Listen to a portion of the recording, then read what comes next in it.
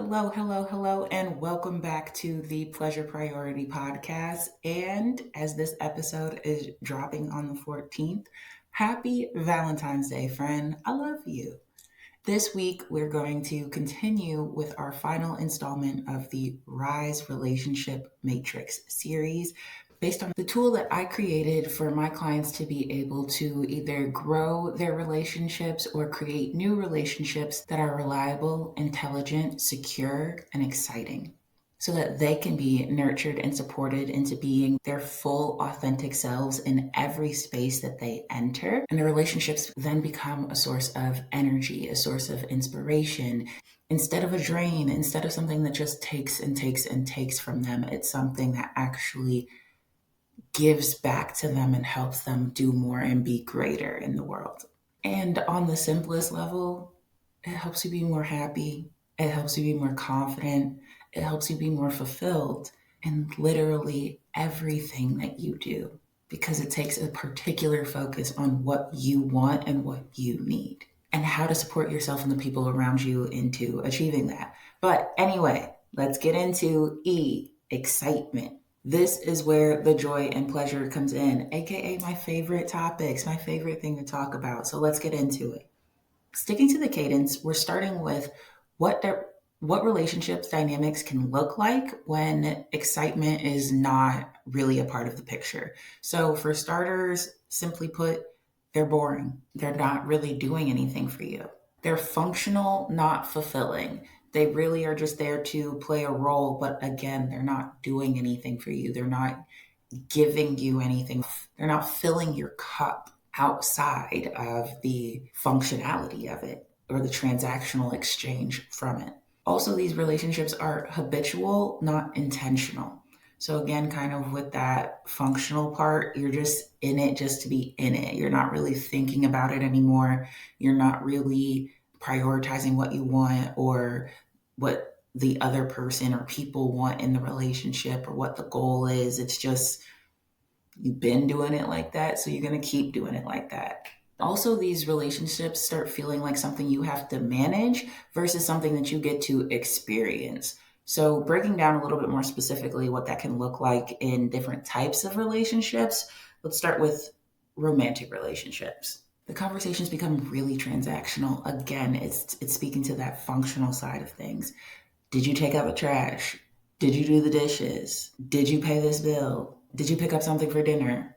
Only that kind of stuff, and really lacking the how are you feeling? Is there any way that I can support you? This is how you can support me. What's something that made you excited lately? What sets your heart on fire? Like when we stop asking those questions, we stop getting into the depths of relationships. We stop getting to know people with intention, and we just fall into the habit of existing with them. Another one, physical intimacy can start to feel routine, or it can start feeling like an obligation, like something you just have to do, or it can even become non-existent.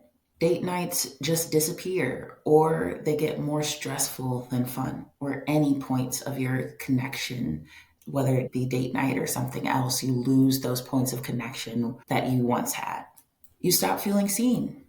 And any partner in the party can start feeling resentment, even if there's no clear conflict, just because needs aren't being met. And then when we move on to friendships, they can start feeling like an obligation and not a choice. The conversations stay super surface level and they lack depth. Or the conversations stay super one-sided, where one person is always talking, venting, sharing, but that energy isn't reciprocated. It's when you love canceling plans more than keeping them. Inside jokes fade, laughs fade, the fun fades, and your connection just feels stale. In your career, this lack of excitement can look like wake up, work, sleep, repeat. And just going through the motions over and over again without any real passion, presence, or engagement. It can look like you stop caring about new growth or new opportunities.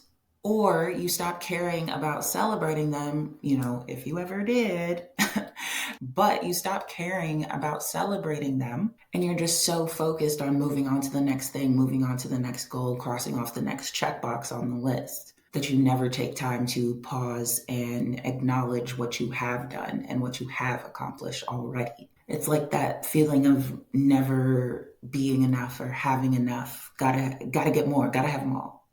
Your work relationships, if you have them, are just about the job, nothing else. You don't have a lot of camaraderie or connection with your peers. You stay steady clock watching, just waiting until you can leave or clock out or shut your computer down. And of course, burnout creeps in because there's no balance between productivity and joy.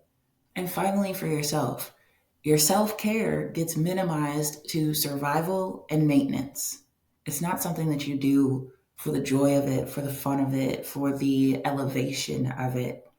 It's literally just things that you do to survive or because you've been doing them so long that they've just become part of routine. But even though they're in your routine, they lose that initial intention and feeling behind the act, and it just becomes an act.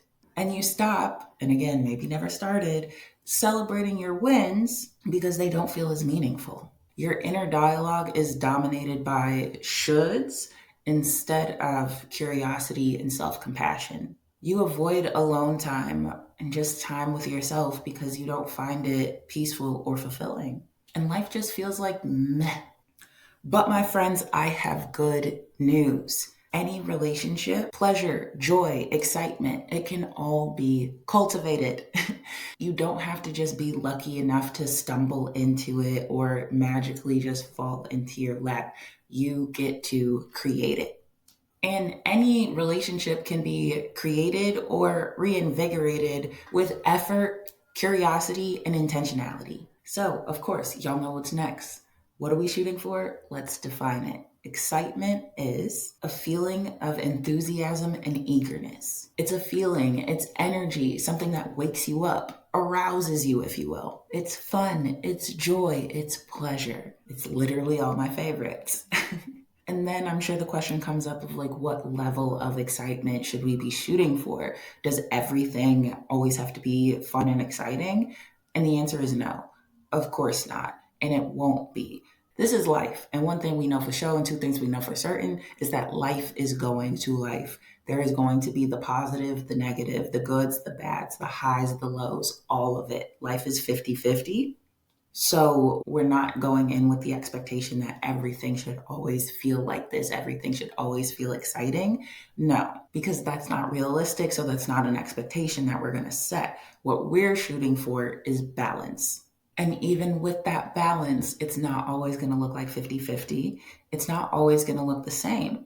Your relationships aren't going to have the same level of excitement permanently. That's going to ebb and flow over the life course of the relationship and relative to whatever else you have going on in your life. So again, we are shooting for balance in multiple ways.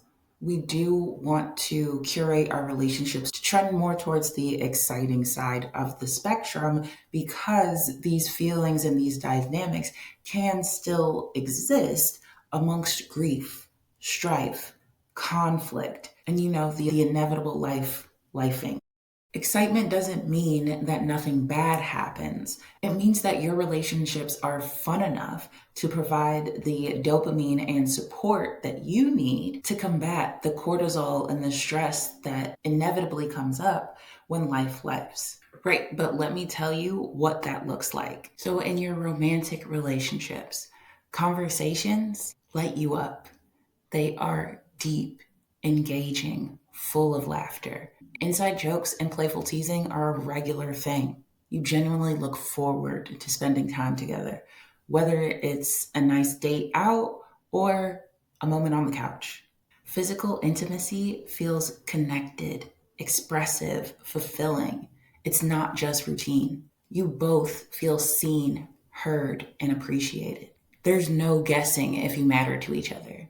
Conflict does not feel like a threat to the relationship. You support each other's dreams, celebrate each other's wins, and really feel like teammates in life. So in your friendships, you leave the time you spend together feeling lighter, happier, more energized, as opposed to feeling drained. Conversations are a mix of deep talks, silly banter, and joy-filled moments. You can be fully yourself. No code switching, no masks, just you. The friendship is balance. You both give and receive and uplift each other. There's a sense of adventure, trying new things together, supporting each other's wild and delusional ideas, and really just hyping each other up. You feel safe to be vulnerable because you know your friends won't judge, but they will always keep it real. With your career, work feels purposeful and engaging. You're excited about what you do. And that doesn't mean that work has to be your hobby or you have to be madly in love with it. But there's a difference in just doing something to pay your bills and actually having interest in something, actually being engaged with it. It is very possible that your job can do more for you than just pay your bills. But yeah, your work environment is collaborative, it's supportive, and it's full of creative energy. You celebrate your own wins and advocate your own wins as well as celebrating others. So the environment feels more inspiring and motivating versus always being so competitive. You have healthy boundaries. You work hard and you know when to log off, and you don't judge or shame yourself when you show up at anything less than 100% because you know that you don't have to be perfect to be successful here. You feel valued and appreciated, making it easier for you to show up fully. You grow, you learn, and you feel challenged in a good way. With yourself, you wake up excited about life, even if you don't have everything figured out yet. Honestly, especially when you don't, because no one does.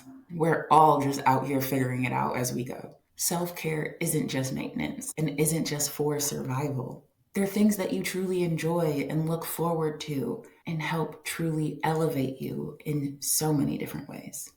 You hype yourself up and you speak kindly to yourself in your head and out loud. Like what Meg say? And I stop at every mirror just to stare at my own posterior? Yeah, that energy. That damn, I look good. Damn, look at me. Damn, I'm amazing. I'm so smart. I'm incredible. I can do anything. That energy. More. You're curious about your own desires and your passions, and you allow yourself to explore and evolve. You trust yourself and you default to your own judgment. You trust your gut, you trust your decisions, and you trust your journey. You're comfortable being alone because your company is good company. Honestly, the best. You make your pleasure, your joy, your excitement a priority. Whether that's through play, creativity, movement, relation, whatever. Just doing whatever the hell makes you happy, whatever makes you feel good, following the fun. So, in summation, this feeling of excitement, this joy, this pleasure is what makes your relationships feel like a source of energy versus a drain. It's what makes relationships supportive and elevating. It's that final piece of the equation that makes it all fit together for your highest good. So, Amber, how do we create more excitement? I'm glad you asked. I'm about to tell you. So, for starters, I will always recommend you getting support in this, whether it is with me, of course, that'd be my honor, or any other provider. Get some help because we have to get out of our own heads to change what happens inside of them and subsequently change our experience, change our entire experience around us. But anyway, first things first, into creating more joy, more excitement is being authentic. Be true to yourself. If you keep engaging in people pleasing, doing things that you don't really want to do, doing things because you think they'll make other people happy, you're not going to be happy. You're not going to find your joy. You're not going to find your passion. You're not going to find your excitement because you're not looking for it. You're not prioritizing it. You're not putting it first. You're not finding what you like, what excites you, what motivates you, where you want to grow, where you want to explore, where you just want to try. Leading with authenticity is what leads you down the path to your excitement, to your joy. And I know it's hard because everything around you, not just your own experiences, but society's messaging has told you that you're not good enough as you are, that you shouldn't be who you are. You should be more like someone else or this certain archetype of a person so that you fit in more. so that you can make more money, so that you can have the job you want, the house you want, the car you want, or whatever. You need to be different. It makes sense why we default to masking who we are. However, when we no longer want to live like that, when we want to break those chains, we have to break those patterns. We have to stop limiting ourselves, limiting our choice, limiting our desires, and instead lean in. Let them be there, let them be real, and let them be something you're willing to pursue. So, step one, lean into your authenticity. And then step two is creating what I like to call stackable moments of joy. But it's the concept of the little things are what creates the big things. Those little moments are what creates big momentum, the 1% rule. All of that is behind this concept here of basically doing the smallest things that you can as frequently as you can to build stackable moments of joy because they add up. So, even thinking about every aspect of your routine, of your day, when you wake up, what would make the experience better? Would it be playing some music? Would it be changing your alarm to something that isn't aggressive and loud, but something that will wake you up in a nicer way? Is it preparing your clothes or your food or whatever ahead of time the night before so you don't have to scramble or rush in the morning? What would be supportive to you? What would make you happy? And just continuing to ask that question in all the little ways of the world. Even if it's like, okay, I gotta go to work. Cool. How are you gonna get there? Is there a route you can take that may be a little bit longer, but it's the more scenic route? You get to pass some beautiful landscape, maybe your favorite trees on the way. Choosing that route over a different one or a quicker one, just to add a little bit more joy in your day. It doesn't always have to be buying something or doing something or treating yourself to something big. It's literally finding anything that makes you smile, anything that makes you happy, and intentionally including it in your days. And then when we're doing this, think about it. If your morning routine is better, if your trip to work is better, if your experience at work is marginally better, if your meals are marginally better, your extracurriculars are marginally better, your time with other people is marginally better, your time with yourself is marginally better. Each of these areas, if they just get a little bit better, your entire quality of life improves. And I know it can be scary when I say your entire life is going to change, but it's really just about little things adding up to big ones. This concept on repeat. So, applying this concept to yourself, to your joy, to bring more excitement into your relationships with yourself, with your career, with your friends, with your loved ones. It all applies. So, yes, of course, you can build those stackable moments of joy with other people. Include the concept into your relationships as well. What's something fun you can ask for? What's something fun you can do for another person? What's something fun y'all can do together? Think about it, get creative with it, have fun with it. And that's my third point. Exemplify the fun. Whenever you see it, whenever you create it, whenever there's an opportunity for it, exemplify it, expand it, do more with it, celebrate it. Because with just the way our brains work and how we develop new routines and make new habits, it's by deepening our neural pathways to new behaviors. And how we deepen those neural pathways as quickly as possible is celebration. What we celebrate, we integrate. And that's because we make something a big deal when we don't just gloss over it. Our brains, our bodies remember the experience of that. And our brains, our bodies are always looking for more dopamine. So when we give it some for something that we want, it's going to repeat it in order to keep getting it. So we're going to keep doing the things that we want and that we love to get that dopamine. And that's also going to decrease us doing things that we don't necessarily want to keep doing or really love doing, aka doom scrolling Or binge watching when we don't really want to, or we could be doing other things, but it's that like revenge procrastination of, I worked so hard, I did so much, I should be able to sit here for 6 hours when I should be sleeping watching Netflix. We've been there, we've all been there. But when we give ourselves dopamine on purpose and for things that we actually want more of, we're not craving it from things that don't really even serve us. So we naturally stop the doom scrolling, stop the binge watching, because it doesn't serve the same purpose for us. We're getting what we need in other places, in places that are healthier for us and feel better for us. But yeah, now that we have made it through all of the aspects of the RISE relationship matrix, I'm sure that you can tell that there's a lot of overlap, not just in behaviors in different relationship types, like having a similar dynamic in a friendship, as a partnership, or even in a work relationship or with yourself. Those things are fluid, as well as the root cause of some of these relationship dynamics.